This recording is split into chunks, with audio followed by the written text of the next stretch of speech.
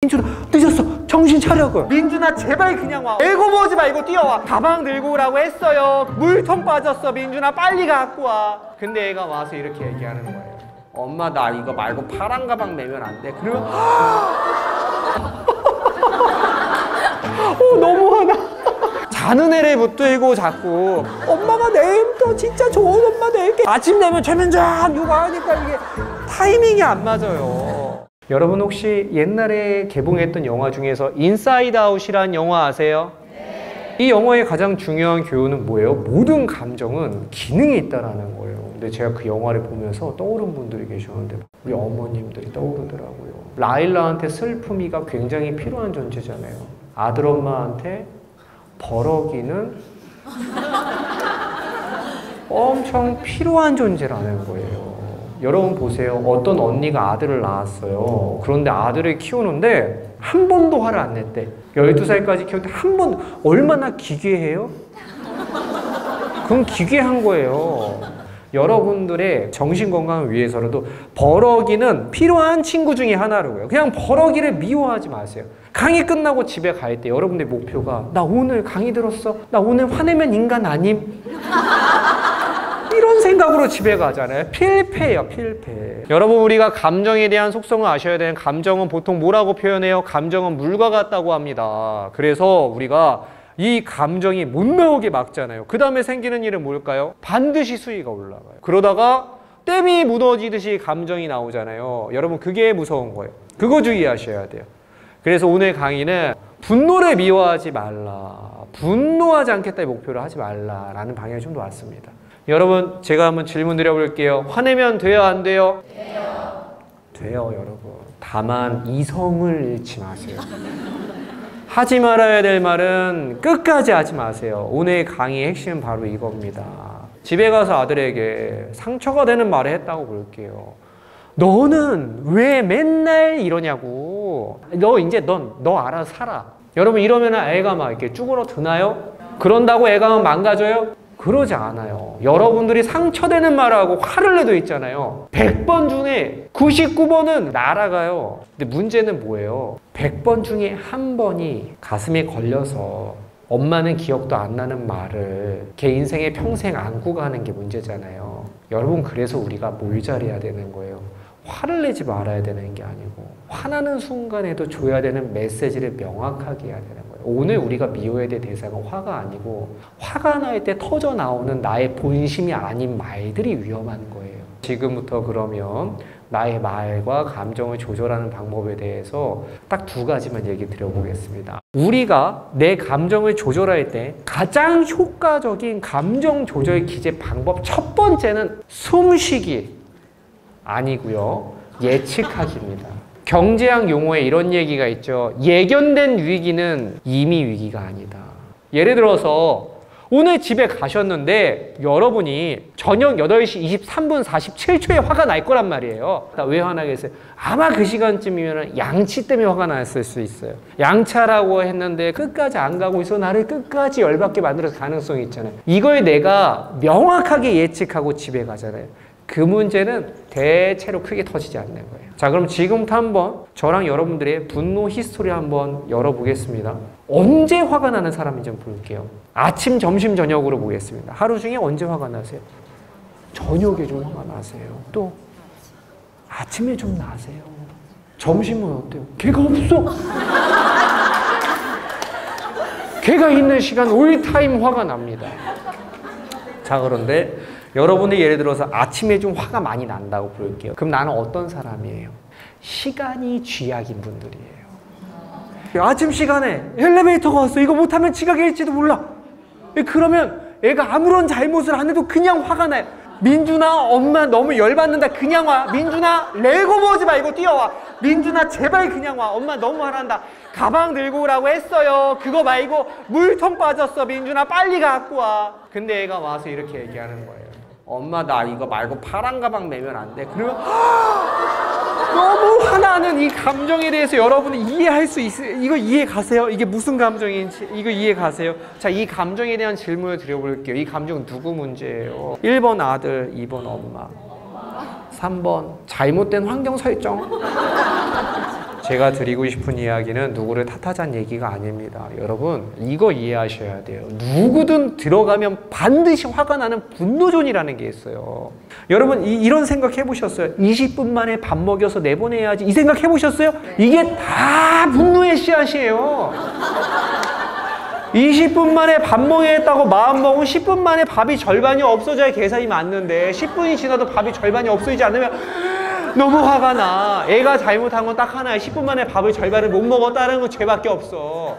여기서 왜 나는 화가 났을까? 내가 승부를 건 거죠. 20분 만에 먹겠다. 그게 뭐예요? 분노존을 만들어 놓고 거기 들어가서 화내지 마, 미래의 나라고 얘기하는 그 습성을 조금 더 버렸으면 좋겠어요. 여러분 내일 아침에 아이를 학교 보낼 때 반드시 화가 날 몇 가지 일이 있을 거라는 거 예측이 안 되세요? 어제도 났고 그제도 났던 그 분노 내일 아침에는 날 거예요. 하지만 우리가 외면하고 있었던 그 분노, 그 영역을 열어보셔야 돼요. 여러분 보세요. 아침 시간에 아이 일어나서 학교 갈 때까지 몇 가지 일을 해요. 생각보다 몇 가지 안 해요. 일어나서 뭐예요? 쉬야하고 오물오물 퇴하고 세수하고 나와서 옷 입고 밥 먹고 가방 메고 나가는 거예요. 한 7가지? 이 정도 일해서 모든 문제가 생기는 거예요. 안 되는 게 다 다양하죠. 어떤 애는 일어나는 게 안 돼요. 민준아 늦었어. 정신 차려. 일어나는 게 안 되는 애가 있어요. 근데 어떤 애는 먹는 게 안 돼요. 엄마가 먹고 있어 민준아? 그러면 계속 물고 있어. 너무 화가 나. 근데 예를 들어서 우리 아이는 옷 입는 게 좀 안 되는 아이라고 볼게요. 옷에 예민한 거야. 민준아 이거 입어. 그러면 막 이렇게 까슬까슬해. 이거 안 입어. 막 이러면 막 아침에 바빠 죽겠는데 옷 갈아입히려고 하면 너무 화가 나는 거예요. 되게 중요한 우리가 알아야 되는 정보가 뭐예요? 얘는 옷 입는 게 어렵잖아요. 그럼 항상 이 생각하셔야 돼요. 시간이 없을 때 어려운 일 만나면 나 반드시 터진다. 이 공식을 기억하고 있어 보세요. 그럼 내일 아침에도 옷 때문에 열받겠죠? 그럼 생각을 바꿔서 거기 가서도 심호흡하면서 버티는 방법 배우지 마시고 한 번만 생각 바꿔서 전날 해보자라는 거예요. 그게 훨씬 더 확실한 방법이에요. 전날 빤스까지 협의해서 바닥에 깔아놓고 아이한테 3번 이상 컨펌 받고 모든 질감을 만져보자. 다음날 뭐만 주의하면 돼요. 쉬하고 오물오물 퇴하고 나와서 새로운 옷을 보고 그 옷을 입고 가는 멋진 나만 상상하지 않게 하면 돼요. 그거 상상하면 또 끝나는 거예요. 그래서 쉬하고 나왔을 때 눈에 가림막을 쳐주고 그대로 가서 부엌에 깔려있는 어제 옷 입어 라고 얘기해서 그걸 입히잖아요. 그러면 그날 신기록 세우는 날이에요. 한 번도 화내지 않고 학교를 보낼 수 있는 날이에요. 이렇게 하잖아요. 그날 컨디션 되게 좋아집니다. 이게 여러분 심호흡보다 훨씬 더 확실한 감정조절법이에요. 그러니까 우리가 오늘 인정해야 되는 건 뭐냐면 감정 조절이 쉬워요, 어려워요? 어려운 거예요. 감정 조절에 너무 공을 쓰지 마시고 환경 조절을 하는 것이 훨씬 수월하다. 이게 첫 번째. 자, 그리고 두 번째. 근데 여러분 예측한다고 화가 무조건 안 나진 않아요. 어떤 건 너무 예측대로라서 더 화가 나. 한치의 예측을 벗어나지 않아서 화가 날 때가 있어요, 없어요? 있다고요. 그게 언제예요? 여러분 혹시 애 공부 가르쳐 보셨어요? 엄마표로 애 가르쳐 보셨어요, 여러분? 화 너무 납니다. 가끔은 있잖아요. 몇 문제 틀린 게 그렇게 잘못한 게 아닌데 물건을 훔친 것만큼 화가 날 때가 있어요. 너무 화난다. 여기 속에서 여기까지 올라와요. 너 바보야? 라는 얘기가 여기까지 올라와요. 내가 이런 종류의 좀 화가 많다. 그러면 나는 어떤 사람이라고 생각해야 돼요? 내 분노에 가장 취약한 점은 뭐예요? 나는 뜻이 강한 사람이에요. 내가 예를 들어서 뜻대로 안 되면 좀 화가 나는 타입이라고 내가 인정해 볼게요. 그러면 내 분노를 줄이기 위해서는 어떻게 해야 돼요? 제일 먼저 뭘 건드려야 돼요? 뜻을 좀 줄이세요. 이게 가장 확실한 분노 조절법이에요. 예를 들어 볼게요. 학교 끝나고 오면 제일 먼저 뭘 했으면 좋겠어요? 손 씻고 가방 열어서 알림장 좀 보고 숙제하고 놀면 우리가 뭐라고 해요? 우리가 얘한테 뭐 큰 거 바래요? 기본을 바라는 거잖아요. 근데 얘는 그게 안 되는 거야. 그 기본이. 어제도 안 됐고 그제도 안 됐고 오늘도 안 될 거야. 그러면 너무 열받는 거예요. 예견된 미래야. 오늘 또 안 되겠지. 예측대로 또 안 되면 너무 화가 날 때가 있어요. 그럴 때 있잖아요. 한 번만 이렇게 생각해 보라는 거예요. 애가 들어오기 전에 한 번만 주문을 외우고 만나보세요. 그래도 집은 찾아왔다? 내가 기대하고 있고 승부를 걸고 있는 처가 하이냐 로우냐에 따라서 내 감정이 많이 바뀌고 있다는 걸 인지하는 게 되게 중요해요. 여러분 가끔씩 이럴 때 있잖아요. 내 아이는 초등학교 5학년인데 정리가 안 돼. 지가 놀고 나면 그걸 치우질 못해. 그럼 화가 나요, 안 나요? 나죠. 근데 어떨 때는 받아들일 때가 있어요. 그런가 보다. 근데 또 그 화가 한 번씩 돋궈질 때가 언제냐면 옆집 6살이 정리를 잘하는 거에 본 날이 있잖아요. 그날 또 내가 마에 빠지는 거야. 미쳤다. 저 집은 뭘 가르쳤길래 저게 잘 되지? 막 이런 생각이 들어요. 막 그러면서 그 엄마 따라 해보고 집에서 또 막 그걸 다시 가르치려고 해요. 내가 이걸 안 가르쳐서 이렇게 됐구나 하고 막 화를 내요. 근데 여러분 꼭 아셔야 되는 게 초등학교 5학년이 됐는데 그때까지 정리가 안 되는 아이가 있다라면 걔는 그거 안 되는 아이인 거예요. 그걸 꼭 받아들이셔야 돼요. 여러분 그냥 걔는 P라고요. P, MBTI P. 잘못된 게 아니고 걔는 그렇게 태어난 거예요. 요걸 받아들이지 못하잖아요. 되게 화가 나요. 여러분 옆집 아이 6살 아까 정리 잘하는 애 있잖아요. 걔 상담 와요 안 와요? 걔도 와요. 어머님 오셔가지고 뭐 물어봐요. 선생님 애가 너무 강박이 심해요. 민준아 그림을 그리고 펜 뚜껑을 꼭 안 닫아놔도 돼. 이런 거 가르치고 있다니까요. 여러분 있잖아요. 아들 키우는 어머님들, 모든 자녀를 키우는 어머님들 다 걱정이세요. 1교시는 애가 너무 내향적이라서 걱정, 2교시는 애가 너무 외향적이라서 걱정. 다 걱정이에요. 그래서 오늘 우리가 내가 뜻이 강해서 화가 나는 분들에게 꼭 이걸 받아들이라는 얘기를 드리고 싶어요. 여러분이 한 줄만 받아들여도 화가 들랍니다. 애들이 키우는 대로 자라질 않아요. 요거 인정하기 어렵다. 특히 하나 키우는 분들 인정하기 어려워요. 여러분 하나 키울 때는 다 내 문제 같거든요. 예를 들어 볼게요. 3만 아이 키우는 분들 계세요? 그러면 뭐가 신기하냐면 밖에 나가자 놀이터에 가는데 또래 남자애가 가만히 서 있잖아요. 그게 너무 신기하다.